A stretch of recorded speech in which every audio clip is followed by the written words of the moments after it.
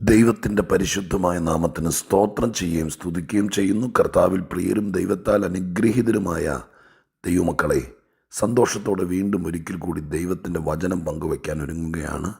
സർവശക്തൻ്റെ സന്നിധിയിലിരുന്ന് പ്രാപിക്കുന്ന ദൈവത്തിൻ്റെ വചനത്തിന് നമ്മുടെ ഓരോരുത്തരുടെയും അഥവാ വിശ്വസിക്കുന്ന ഏറ്റെടുക്കുന്ന ഓരോരുത്തരുടെയും ജീവിതത്തിൽ അസാധാരണമായ സ്വാധീനമുണ്ടാകും. ആ വചനങ്ങൾ നമ്മളിൽ നിന്ന് ഫലിക്കും, നമുക്കത് ഗുണം ചെയ്യും എന്നുള്ള ഉറപ്പോടെ ഇന്നും സർവശക്തൻ എൻ്റെ ഹൃദയത്തിൽ തന്നൊരു ദൈവിക ദൂത് പങ്കുവയ്ക്കാൻ ഒരുങ്ങുന്നു. നിങ്ങൾക്കെല്ലാവർക്കും സ്നേഹാഭിവാദനങ്ങൾ കർത്താവായ യേശുവിൻ്റെ നാമത്തിൽ അറിയിച്ചുകൊണ്ട് നമ്മുടെ രക്ഷിതാവും വീണ്ടെടുപ്പുകാരനുമായിരിക്കുന്ന ദൈവത്തിന് സകല മഹത്വവും പുകഴ്ചയും ആരാധനയും സ്തുതിയും സ്തോത്രവും എല്ലാം കരയറ്റിക്കൊണ്ട് നമ്മളിൽ പലർക്കും പരിചിതമായിരിക്കുന്ന ഒരു സങ്കീർത്തന ഭാഗം, ഒരു വാക്യം വായിച്ച് നിങ്ങളോട് ചില കാര്യങ്ങൾ പങ്കുവയ്ക്കാൻ കർത്താവിൽ ശരണപ്പെടുന്നു. 25-ാം സങ്കീർത്തനത്തിൻ്റെ 12-13 വാക്യങ്ങൾ ഞാൻ നിങ്ങളെ വായിച്ച് കേൾപ്പിക്കാം. 25-ാം സങ്കീർത്തനം 12-13 വാക്യങ്ങൾ. യഹോവ ഭക്തനായ പുരുഷനാര്? അവൻ തിരഞ്ഞെടുക്കേണ്ടുന്ന വഴി താൻ അവന് കാണിച്ചു കൊടുക്കും. അവൻ സുഖത്തോടെ വസിക്കും. യഹോവ ഭക്തനായ പുരുഷനാര്? അവൻ തിരഞ്ഞെടുക്കേണ്ട വഴി ദൈവം അവന് കാണിച്ചു കൊടുക്കും. അവൻ സുഖത്തോടെ വസിക്കും. ജീവിതത്തിൽ ദൈവത്തിൻ്റെ ഇടപെടലുകൾ എന്ന് പറയുന്നത് ഒരു വലിയ പഠന വിഷയമാണ്. മനുഷ്യൻ്റെ ജീവിതത്തിൽ ഏതെല്ലാം വിഷയങ്ങളിൽ ദൈവം ഇടപെടും? സ്വർഗത്തിൽ കൊണ്ടുപോകുന്ന കാര്യത്തിൽ മാത്രമാണ്. ആത്മീകരമായിരിക്കുന്ന വിഷയങ്ങളിൽ മാത്രമേ ദൈവം ഇടപെടുകയുള്ളൂ. അതെയോ മനുഷ്യൻ്റെ ഭൗതികമായിരിക്കുന്ന വിഷയങ്ങളിൽ ഇടപെടുമോ? ഇതെല്ലാം വെറും ചിന്തകളല്ല, ലൈഫിനെ, ജീവിതത്തെ സംബന്ധിച്ച് പഠന വിഷയങ്ങളാണ്. ബൈബിൾ വളരെ സുതാര്യമായി നമ്മെ ഓർപ്പിക്കുന്നു. ഈ ഭൂമിയിൽ നമുക്കൊരു ജന്മം തന്നിട്ട് മാറി നിന്ന് കാണുക മാത്രം ചെയ്യുന്ന ദൈവമല്ല.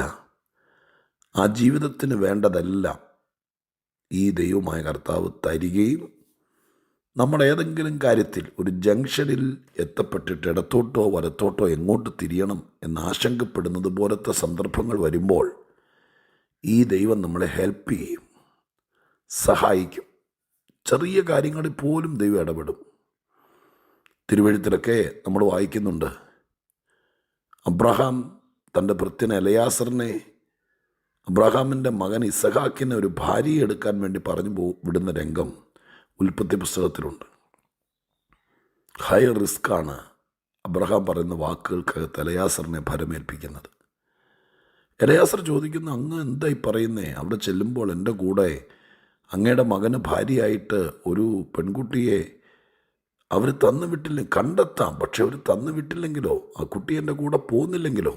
കുറേ ആശങ്കകളും ചോദ്യങ്ങളൊക്കെ എലയാസർ ചോദിക്കുമ്പോൾ അബ്രഹാം മറുപടി പറയുന്നത് എത്ര ലഘുവായിട്ടാണ്, ലാളിത്യത്തിലാണ്, വിശ്വാസത്തിലാണ്.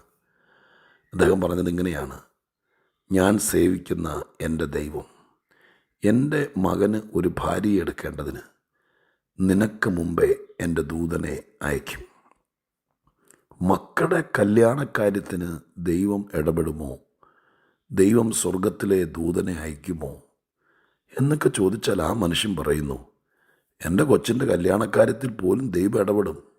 ദൈവം അത് സെലക്ട് ചെയ്യാൻ വേണ്ടി ആളെ അയക്കും. നീ പേടിക്കണ്ട, നീ ഭാരപ്പെടണം, അതിനൊക്കെ ദൈവം ചെയ്തോളും. മനുഷ്യൻ്റെ ഏതൊരു കാര്യത്തിലും, അവൻ്റെ വിശപ്പിൻ്റെ കാര്യത്തിലോ തിരഞ്ഞെടുപ്പിൻ്റെ കാര്യത്തിലോ ജീവിതത്തിൻ്റെ കാര്യത്തിലോ അവൻ്റെ പ്രശ്നങ്ങൾ എന്തിനും ദൈവം ഇടപെടും. സ്വർഗത്തിൽ പോകുന്ന കാര്യത്തിൽ മാത്രം ഇടപെടുന്ന ഒരാളല്ല ദൈവം. ജീവിത സാഹചര്യങ്ങളിലെല്ലാം ദൈവം ഇടപെടുന്നവനാണ്. ഇവിടെ ഇതാ ഈ വാക്യം പറയുക, യഹോവ ഭക്തനായ പുരുഷനാണ്. അവിടെ ഒരു ചെറിയ വിഷയം ശ്രദ്ധിക്കണം. ലോകത്തിലെ എല്ലാ മനുഷ്യർക്കും ദൈവം ഉപകാരിയാണ്. പക്ഷെ ദൈവം ഇതുപോലെ കൊച്ചു കാര്യത്തിൽ പോലും ഉത്തരവാദിത്വം എടുക്കണമെങ്കിൽ നാം ആത്മീകമായിട്ട് ആരായിരിക്കുന്നു എന്നത് ഒരു വലിയ വിഷയമാണ്. ഈ ഭൂമിയിലൊരു മനുഷ്യനാണ് ഞാനും. എനിക്കും ദൈവത്തെയൊക്കെ വിശ്വാസമുണ്ട്. ഞാനും ദൈവത്തോടൊക്കെ തന്നെയാണ് പ്രാർത്ഥിക്കുന്നത് എന്ന് പറയുന്നവരുടെ എല്ലാവരുടെയും വിഷയത്തിൽ ഇടപെടുമോ എന്നതിൽ എനിക്ക് ഈ വാക്യം വെച്ച് ആശങ്കയുണ്ട്. പക്ഷെ ഒരു കാര്യം ഗ്യാരണ്ടി പറയുന്നു, ഭൂമിയിൽ ജീവിച്ചിരിക്കുന്ന കാലത്ത് ഈ ദൈവത്തിൻ്റെ ഭക്തനായി ജീവിച്ചിരിക്കുക, ഈ ദൈവവുമായിട്ട് അത്രയ്ക്ക് ബന്ധമുണ്ടായിരിക്കുക, ഈ ദൈവത്തിൻ്റെ കൽപ്പനകളും ചട്ടങ്ങളും അനുസരിച്ച് ദൈവത്തെ ഭയപ്പെട്ട് ജീവിക്കുക, അങ്ങനെ ഒരു മനുഷ്യനായി ജീവിക്കാൻ നമ്മൾ സമർപ്പിതരായാൽ ദൈവം അറിഞ്ഞുകൊണ്ട് വിഷയങ്ങളിൽ ഇടപെടും. ഏറ്റവും പ്രധാനപ്പെട്ട ചിന്ത ഞാൻ നിങ്ങളോട് പറയാം. നമ്മുടെയൊക്കെ ജീവിതത്തിനകത്ത് നമ്മുടെ ജീവിതം അവസാനിക്കുന്നതിനേക്കാൾ മുമ്പ് ഒരുപാട് കാര്യങ്ങൾ നാം തിരഞ്ഞെടുത്തേ മതിയാവും. ഒത്തിരി കാര്യങ്ങൾ തിരഞ്ഞെടുക്കേണ്ടി വരും. തിരഞ്ഞെടുപ്പുകൾ നമ്മുടെ ജീവിതത്തിൽ അനിവാര്യമാണ്.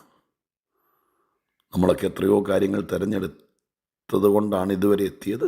ചില തിരഞ്ഞെടുപ്പുകൾ പാളിപ്പോയതുകൊണ്ട് അതിൻ്റെ വേദനകളും നൊമ്പരങ്ങളും ഇന്നും അനുഭവിക്കുന്നവർ കണ്ടേക്കാം. പക്ഷെ പൊതുവായിരിക്കുന്ന തത്വം ഈ വാക്യത്തിലൂടെ ഓർപ്പിക്കുകയാണ്.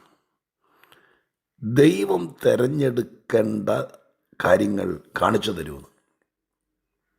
തിരഞ്ഞെടുക്കേണ്ടതെല്ലാം ദൈവം കാണിച്ചു തരും. എന്തെല്ലാം കാര്യങ്ങളിലാണ് നമ്മൾ തിരഞ്ഞെടുക്കേണ്ടി വരുന്നത്?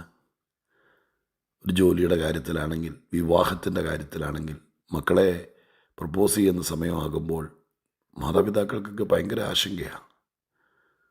നമുക്കറിയാൻ വയ്യാത്ത ഒരാളുടെ കൂടെ നമ്മുടെ മകളെ ജീവിതം പങ്കുവയ്ക്കാൻ വേണ്ടി സമയമാകുമ്പോൾ പ്രാർത്ഥന, ആലോചന ചോദിക്കലൊക്കെയാണ്. പക്ഷെ ഇതത്ര ഈസിയാണെന്ന് ഞാൻ പറയുന്നില്ല.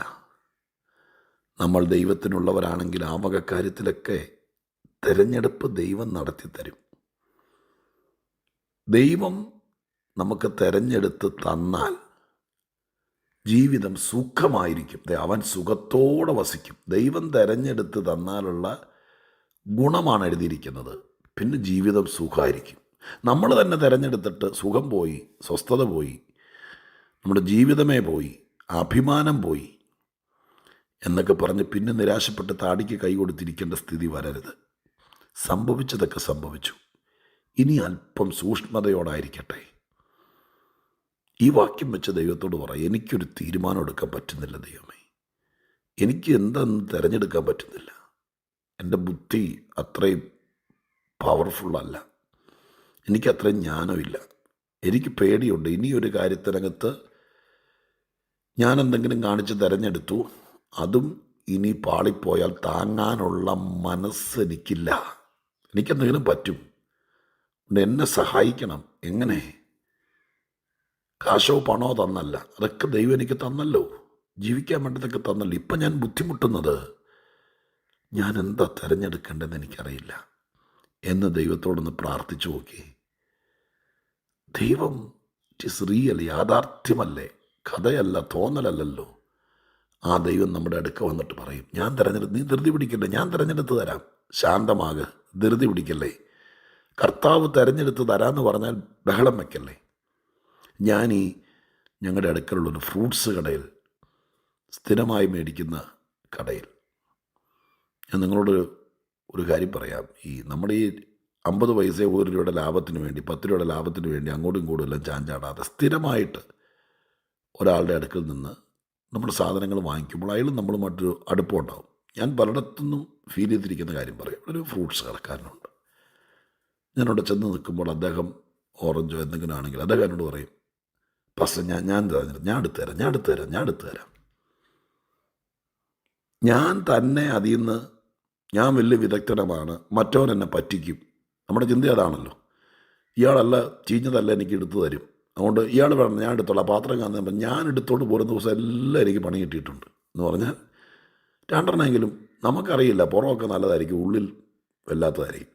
എന്നാൽ ആ ചെറുപ്പക്കാരനുണ്ടല്ലോ, അയാൾ എന്നെ കാണുമ്പോഴേ പറയും, അതിൻ്റെ കടയുടെ ഓണറാണ്, വേറെ കടക്കാർ, സെയിൽസ് ചെയ്യുന്ന ആൾക്കാർ വേറെ ഉണ്ട്. അയാൾ ഇറങ്ങി വന്നിട്ട് പറയും, ഞാൻ എടുത്തുതരാം പക്ഷേ, ഞാൻ എടുത്തുതരാം. ഞാൻ അനങ്ങാതെ നിൽക്കുകയുള്ളൂ. അയാളെല്ലാം തിരഞ്ഞെടുത്ത് തരുമെന്നേ. ഒറ്റ എണ്ണം പോലും ചീത്ത കാണിയല്ല. മൺപാത്രമൊക്കെ ഉണ്ടായിരുന്ന കാലത്ത് അമ്മമാരാരെങ്കിലും ഓർക്കുന്നുണ്ടോ? മീൻ വയ്ക്കുന്ന ചട്ടി മേടിക്കാൻ വേണ്ടി പോവും. അപ്പോൾ അയാളെല്ലാം വിൽക്കാൻ വേണ്ടി വെച്ചിരിക്കുന്ന കുശവൻ. പക്ഷെ നമ്മളെ കാണുമ്പോൾ ആത്മാർത്ഥതയുള്ള ആളാണെങ്കിൽ അയാൾ പറയും, ഞാൻ എടുത്തു തരാം, നിൽക്ക്, ഈ വലുപ്പം മതിയോ? മതി. എന്നിട്ട് അയാൾ ആ ചട്ടിയിലൊക്കെ വിരൽ കൊണ്ടൊന്നും ഇങ്ങനെ കൊട്ടിയിട്ട് അയാളെടുത്തത് ഇത് കൊണ്ടുപോകും. അപ്പം നമ്മൾ ഓരോന്നത് കാണാൻ സുന്ദരിയായ ഒരു ചട്ടി എടുത്ത് വെച്ചിരിക്കുകയായിരിക്കും. പക്ഷെ അയാൾ പറയും, അത് കൊണ്ടുപോകണ്ട. അതിന് അതെ, അതിൻ്റെ അങ്ങ് തട്ടിയപ്പോൾ അതിൻ്റെ ശബ്ദത്തിന് വ്യത്യാസം. കാരണം അതിൻ്റെ ഉള്ളിൽ എവിടെയോ ഒരു പൊട്ടലുണ്ട്, ഉള്ളിൽ എവിടെയോ ഒരു ബലക്കുറവുണ്ട്. അത് അവർക്ക് മുട്ടുമ്പോൾ അറിയാമെന്ന്. നമ്മൾ വലിയ വിദഗ്ധനാണ്, നമ്മളിത് ഒത്തിരി കണ്ടിട്ടുണ്ട്, ഇയാൾ പറ്റിക്കാനിരിക്കുന്നതല്ലേ. നമ്മുടെ ചിന്ത അതാ. ലോകത്തിലെല്ലാവരും നമ്മളെ പറ്റിക്കാനിരിക്കുന്ന എന്നുള്ള ചിന്ത കൊണ്ട് നമ്മൾ തൊടിയിക്കില്ല, നമ്മൾ തന്നെ എല്ലാം ചെയ്യും. ഇവിടെ വരുമ്പോഴത്തേക്കും നശിച്ച് എല്ലാം ഇല്ലാതെയാവും.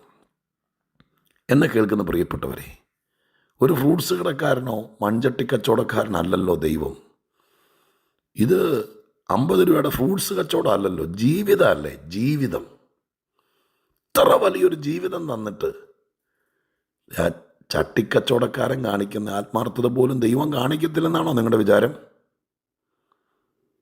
ദൈവം എല്ലാം നോക്കി, നമ്മൾ പുറമേ ഉള്ളതൊക്കെ നോക്കുകയുള്ളൂ. എന്നാൽ ആ വിരൽ കൊണ്ട് മുട്ടി നോക്കുമ്പോൾ ഉള്ളിലെവിടെയെങ്കിലും, പുറമേ കാണില്ല, തലമുടിയുടെ വലിപ്പത്തിൽ ഉള്ളിലെവിടെയെങ്കിലും ചിന്നലുണ്ടെങ്കിൽ അതുപോലെ അദ്ദേഹത്തിന് ആ മുട്ടുമ്പേ അറിയാം.